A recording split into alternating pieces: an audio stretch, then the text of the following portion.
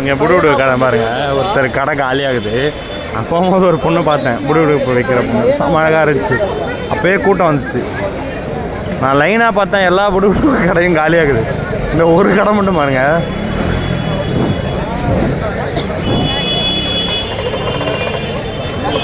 இந்த பொண்ணுக்காக இவ்வளோ கூட்டம் வருதா இல்லாட்டி எனக்கு ஒன்றும் புரியல.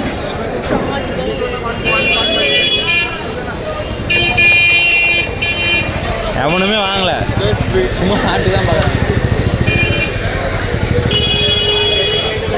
பார்த்தீங்களா?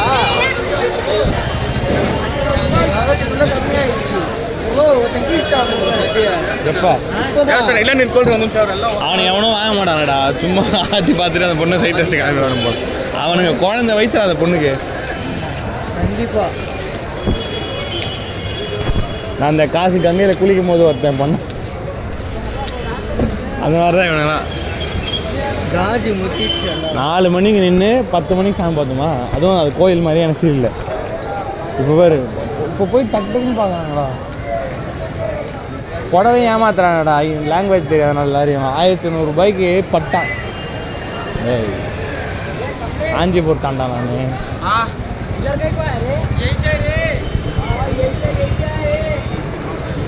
பார்த்துட்டோம்.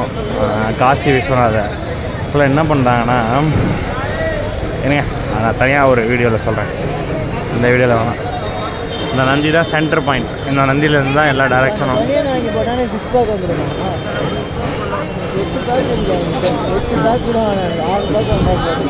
அந்த மாதிரி நீ 6 பேக்ஸை வச்சு ஜட்டியும் பண்ணினையும் காட்டலாம், உனக்கு தைரியம் வரும்.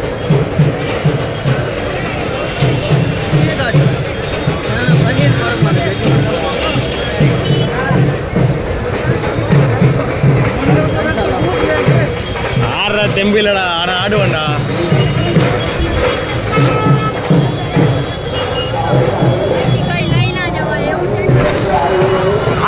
அதை பார்த்துட்டேன். என்ன நடக்குதுன்னா டீட்டெயிலாக ஒரு வீடியோ சொல்கிறேன்.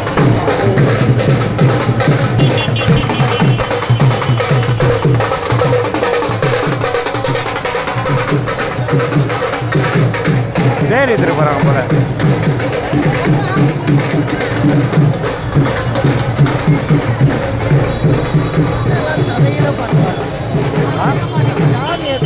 ஃப்ரெண்டில் பார்த்தேன்.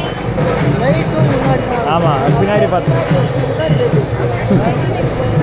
பின்னாடி ரொம்ப நேரம் பார்க்கலாம், முன்னாடி என்ன நிற்கும் அப்படின்னு தெரில. எப்படி வச்சுருக்காங்க, ஆனால் பைத்தியக்காரத்தனமாக தான் தெரியும்.